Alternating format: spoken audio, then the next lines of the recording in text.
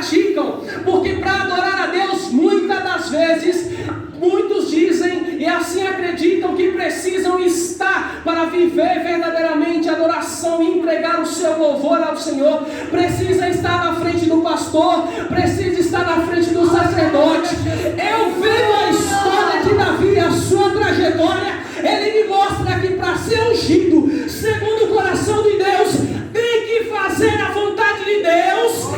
Sem ninguém está vendo também. Tem que fazer a vontade de Deus, independente se o pastor está vendo, independente se a liderança está vendo. Você tem que entregar a sua vida em adoração a Deus.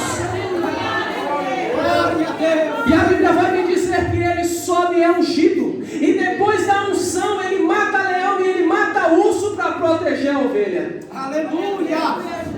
Esse homem chamava a atenção de Deus.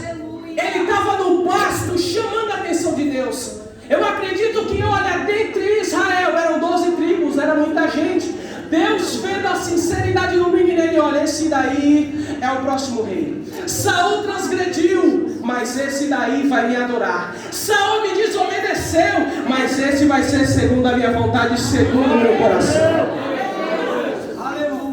Ele era sincero mesmo quando pecou. Ele adentra no templo, coloca roupas, panos de saco, se prostra e faz um jejum.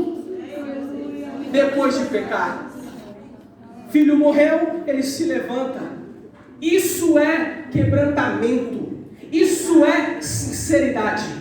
Ele chamava a atenção de Deus. Salomão, pelo contrário, ele não tinha dotes de cântico, ele não era levita, ele não era um guerreiro como Davi foi.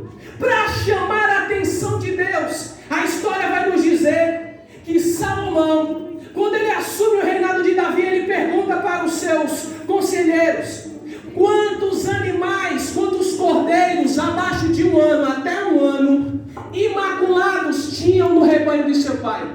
Aí os sacerdotes, os conselheiros disseram: olha, tem 10.000.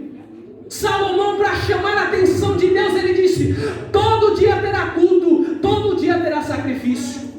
Flávio José, historiador judeu, ele vai dizer que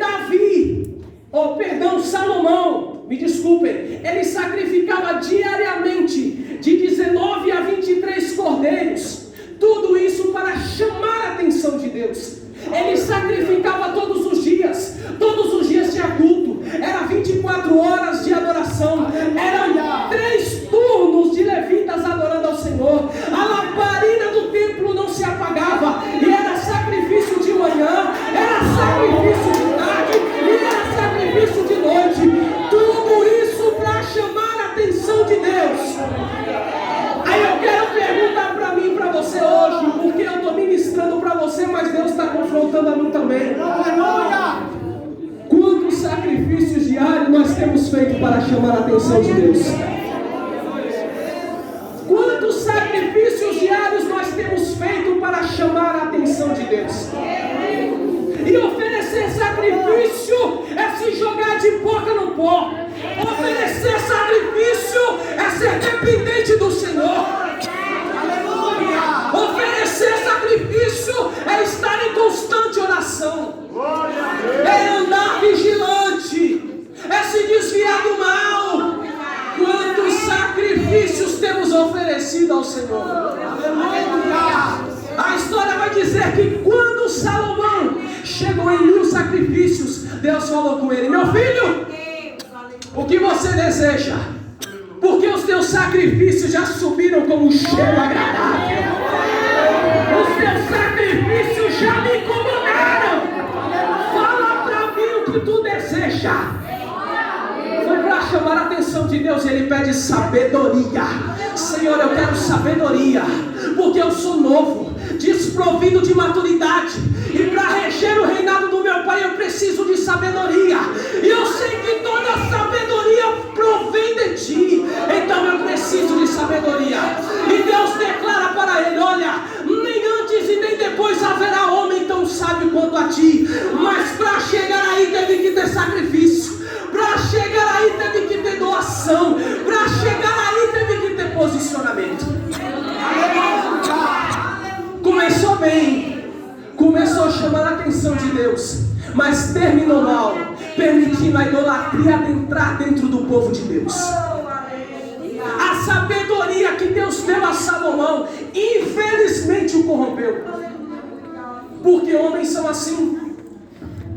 Quando Deus, ele termina, acaba o dilúvio, e Noé sai de dentro da arca, e Deus vê o que aconteceu, o que ele permitiu que acontecesse, o que ele fez. Ele disse: olha, o homem, ele tem dentro de si, desde a infância, tendência a desviar-se para o mal. Porém eu nunca mais destruirei os seres vivos. Colocarei aliança com os homens. O homem é tendencioso ao mal. Nós somos tendenciosos ao erro. Então ele começou bem o seu reinado. Porém, no intuito de crescer, porque ele expandiu ainda mais o seu reinado. Davi já era um rei dominante. Ninguém se levantava contra Davi. A Bíblia vai nos dizer, e a história nos confirma, que Davi nunca entrou em batalha para perder. Davi foi um rei vitorioso. Nunca entrou em batalha para perder. E Salomão, ele vendo isso, ele pede sabedoria, ele começa a crescer, começa a prosperar, começa a fazer alianças. Porém, essas alianças eram feitas baseadas em casamentos com filhas de reis. E essas mulheres, irmãos, vieram para Israel trazendo os seus costumes, as idolatrias. E Salomão, para satisfazer o desejo das suas esposas, que não conheciam os costumes de Israel, não conheciam o Deus verdadeiro, incentivaram e convenceram Salomão a fazer templos de cultos. E essa idolatria adentrou a Israel. E Salomão vai perecendo, ele vai morrendo. E no final da sua vida, o seu filho assume o reinado. E Roboão, ele tinha tudo para se desviar. Ele tinha tudo para fazer diferente. Porém, Roboão era muito jovem, era muito imaturo. Começou com 3 anos de bondade, com 3 anos de fidelidade. Porém, como eu mesmo disse no início, a dominação da dinastia de Davi se iniciava no reino do sul, ou melhor dizendo, no reino de Judá e Benjamim. E para governar Israel existia uma assembleia. E as tribos se reuniram e foram falar com Roboão. E disseram: olha, meu filho, é o seguinte, o teu pai veio a nós com mão pesada, nos cobrava impostos pesados. Nós queremos que você alivie. Nós queremos que você entenda e veja o lado do povo, dos teus servos. E aí a Bíblia vai dizer que ele pede um tempo para pensar. Só que ao invés de Roboão ouvir a voz dos sábios, dos anciãos, da liderança, que queria trazer ele para perto de Deus, que queria trazer ele para perto da vontade de Deus, Roboão vai ouvir a voz dos seus amigos, dos jovens, daqueles que não tinham maturidade. E aí o que aconteceu? O conselho foi: se teu pai foi pesado, você tem que ir a mais. Se teu pai foi com mão forte, você tem que pesar ainda mais. Porque eles têm que te servir, porque você é o rei. E aí foi o problema. Quando Roboão se levanta dessa forma, houve um rompimento, um desligamento. O reino se dividiu em reino do sul e reino do norte. Jeroboão assume o reino do norte. Se levantam guerras entre o reino do sul, que se tornou Benjamim e Judá, e as 10 tribos do norte, confrontando entre si. Eram irmãos, eram primos, eram parentes, brigando entre si. Infelizmente é isso que o inimigo faz. É isso que infelizmente ele propicia. E os anos foram se passando e foram se passando. O reino do norte, quando chegou o reinado de Acabe, adentrou num processo idólatra que foi o que culminou a destruição do reinado do norte. Jezabel trouxe o culto a Baal, o culto a Satanás, o ocultismo, que acabou, que dissolou com o reino do norte. O reino do sul se mantinha, entre aspas, ainda dentro da vontade do Senhor. Os sacerdotes eram derivados da tribo de Levi. O reinado ainda era derivado de Davi. Então o reino do sul ainda capengando se manteve. Porém o reino do norte foi assolado pela idolatria.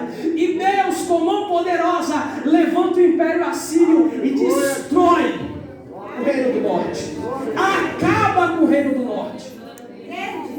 Só que o que me deixa mais preocupado, irmãos, o que me deixa mais preocupado é que, infelizmente, o inimigo ele tem adentrado as nossas igrejas. Que isso, irmão Vinícius? É verdade. Aonde tem fofoca, tem o dedo do inimigo. Aonde tem murmuração, tem o dedo do inimigo. Aonde tem contenda, tem o dedo do inimigo. Aonde há desvio do que é correto, há o dedo do inimigo. Aleluia. A nossa igreja não é mais como antigamente. Irmão Vinícius, o senhor está sendo saudosista. Não, irmãos, não é isso não. O temor que os nossos anciãos tinham, o temor que os nossos pais tinham, hoje a nossa igreja não tem mais. Quantos testemunhos eu já ouvi no Belém, de que quando era Santa Ceia, Deus levantava profeta e falava: não toca na ceia porque está em pecado, se tocar vai morrer, e quando tocava morria. Hoje em dia o povo peca, idolatra e continua dentro da igreja como se nada tivesse acontecido. Eu não vim corrigir a igreja tem pastor. Eu simplesmente vim dizer o que o Senhor colocou no meu coração. Vocês não precisam de doutrina, a doutrina é de terça-feira, o pastor doutrina vocês. Só que tem que vir ouvir, para poder obedecer, para poder aprender. Acabou o temor, irmãos. É fornicação, é adultério, e está tudo bem. O temor acabou. Aonde vai acabar isso daí? Jesus está voltando. A trombeta vai soar. E quando ela soar, os verdadeiros adoradores que adoram a Deus em espírito e em verdade subirão. E aí eu te pergunto: você vai ficar aqui ou você vai subir para a glória? Você vai ficar aqui ou vai voltar para Sião? Aleluia! Glória a Deus! O reino do sul vendo que o reino do norte estava sendo assolado por causa da idolatria. Eu não consigo entender porque o rei Josafá foi um rei fiel e temente a Deus. Foi um rei que ele não conseguiu tirar 100% dos cultos idólatras do reino do sul, mas ele conseguiu com grande proeza. Só que eu não consigo entender como que um homem temente a Deus fez aliança com a casa de Onri. Onri era o pai de Acabe, um homem perverso, um homem idólatra, preocupado só com financeiro, com riqueza. Permitiu que o reino fosse assolado pela idolatria. E o rei Josafá faz aliança com Acabe. E dentro dessa aliança, Atalia, que muitos dizem ser filha de Acabe com Jezabel, se casa com o rei Jeorão, filho de Josafá. E quando Josafá morre, Jeorão assume o reino. Só que Jeorão era um homem fraco. Jeorão era um homem fraco, um rei fraco. E quem dominou o reinado de Jeorão foi a sua esposa Atalia. Atalia era uma mulher perversa, uma sacerdotisa assim como a sua mãe, uma sacerdotisa de Baal. E Atalia afundou o reino do sul. Deus levantou profetas. Deus levantou Jeremias. E Jeremias profetizava. Isso tudo se iniciou em Jeorão. E reis e mais reis foram entrando. E a idolatria assolando o reino do sul. Mesmo eles vendo o que aconteceu com o reino do norte, eles continuaram idólatras. Entrava rei, tentava modificar, não conseguia, a idolatria continuava a aumentar. Continuava a aumentar. Continuava a aumentar. E no reinado de Joaquim, melhor dizendo de Ezequias, Deus levanta para o profeta Jeremias. E Jeremias começa a profetizar a assolação e destruição de Jerusalém. E Jeremias era um profeta chorão, porque ele sentia na pele o que o povo iria passar. Deus permitiu que Jeremias sofresse e padecesse e avisasse o povo. Porém o povo não ligava. O povo perseguia. Até os sacerdotes perseguiram. Jogaram em calabouço. Excomungaram Jeremias. Esbofetearam a sua face. O prenderam e o enjaularam por diversas inúmeras vezes.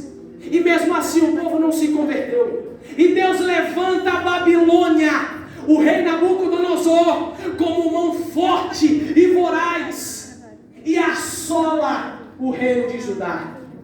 Destrói o reino de Judá. Foram 3 invasões. A primeira levaram os ricos. Na segunda, o rei Joaquim, que estava tomando conta do reino, porque Nabucodonosor permitiu que ele ficasse, tentou se levantar contra a Babilônia. E Nabucodonosor veio assolando e destruiu, pôs fogo no templo, roubou as riquezas de Israel, as riquezas de Jerusalém, assolou o templo, pôs fogo na cidade, derrubou os muros, deixou o povo, irmãos, assolado na miséria. Porque é isso que o diabo faz quando nós damos brecha, quando nós não vigiamos, quando nós permitimos. O diabo entra dentro da nossa casa. O pastor aqui mesmo nos corrigiu. Se os nossos filhos estão em casa e nós estamos aqui, nós estamos dando brecha. Nós estamos dando brecha. Quando nós ficamos em casa, ao invés de adorar a Deus, nós estamos dando brecha. E o inimigo vai entrando, ele vai assolando, ele vai destruindo. E quando nos damos conta, nós estamos prisioneiros da maldade. Nós estamos assolados. Só que eu vim com a resposta do céu. Aleluia! Eu vim com a resposta do céu. Porque no tempo determinado, Deus levantou aquele povo. Porque no tempo determinado, Deus guiou aquele povo de volta para a sua terra. Porque no tempo determinado, eles voltaram adorando a Deus. No tempo determinado, eles subiram até Jerusalém. Irmãos,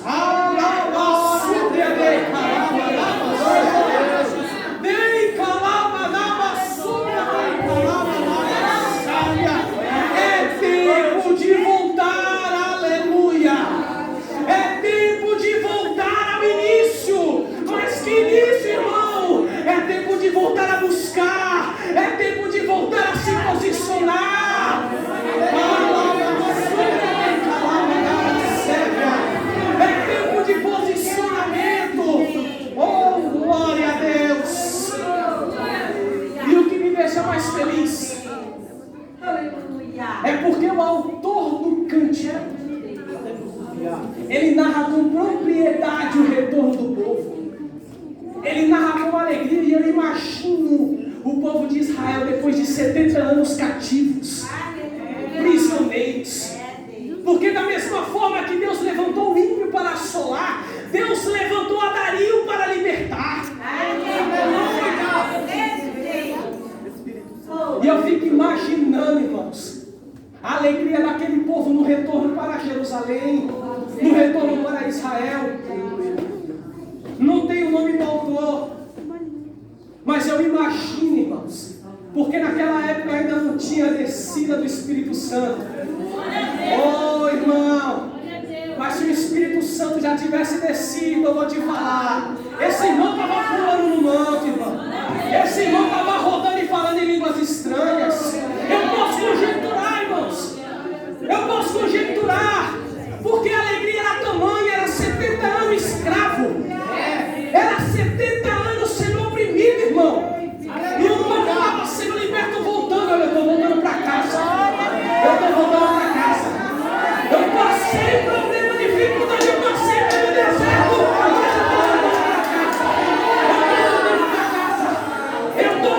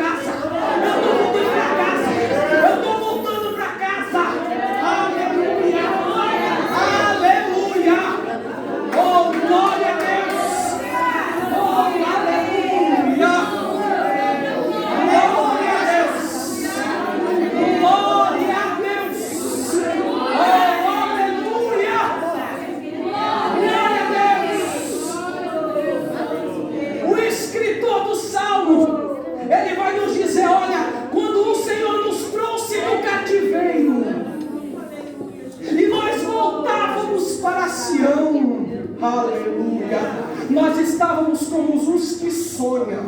Nós não acreditávamos no que estava acontecendo, mas era realidade.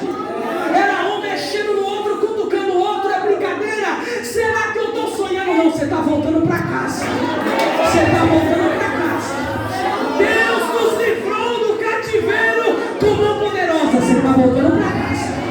Você está voltando para casa. E aí ele vai continuar dizendo: a nossa boca se encheu de riso.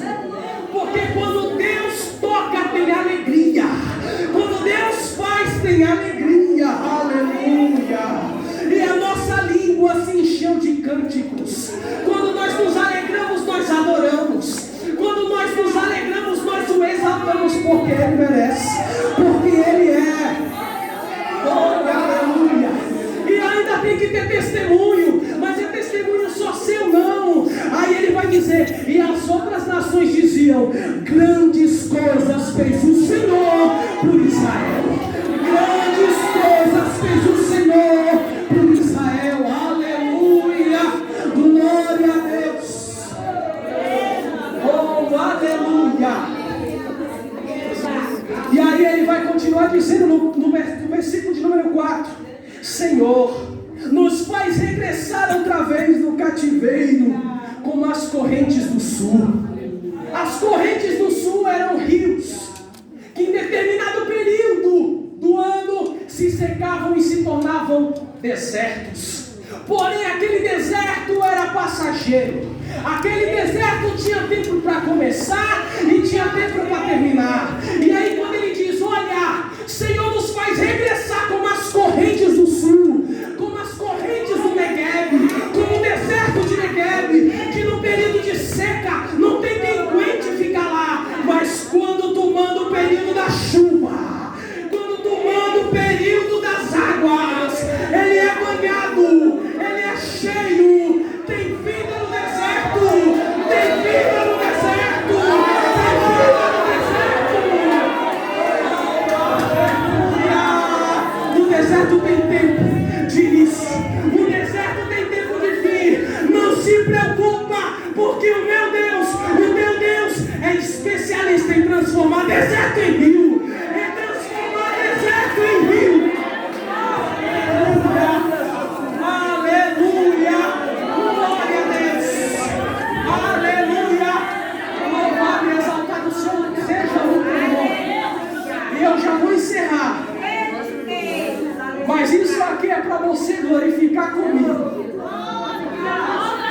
Ele finaliza com as seguintes palavras: os que semeiam em lágrimas cegarão com alegria. Aquele que planta chorando colhe com riso no rosto. Aquele que sofre perseguição volta para Sião com alegria. Aquele que passa pelo deserto vai ver Deus transformar o deserto em rio.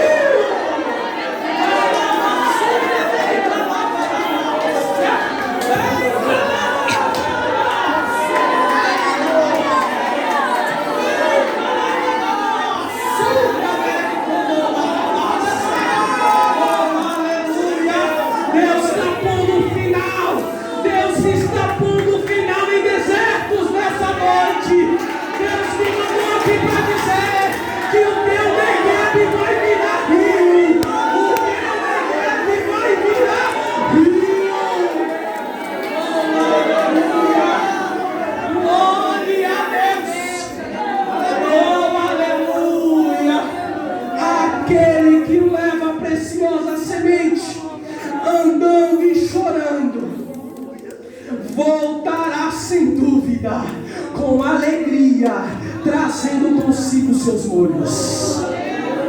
Não entendi, irmão? Eu vou te explicar. Aquele que carrega a semente de Deus, a palavra do Senhor, andando e chorando. Porque, irmãos, viveu diferente, viver a santidade, viver a separação, minha irmã, não é coisa fácil. Tem perseguição, meu jovem, tem perseguição, porque quando você se posiciona, quando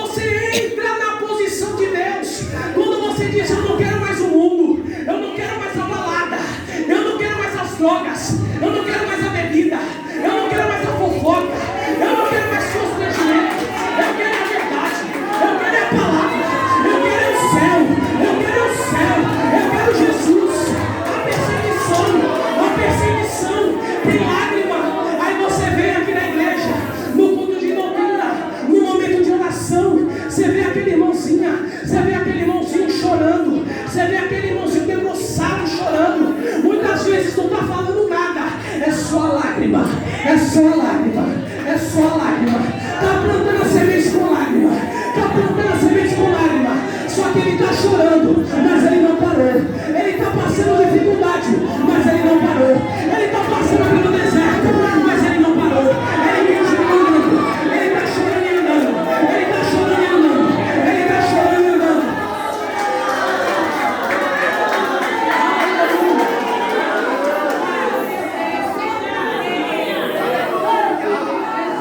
E por inspiração de Deus, o salmista profetiza na minha e na tua vida.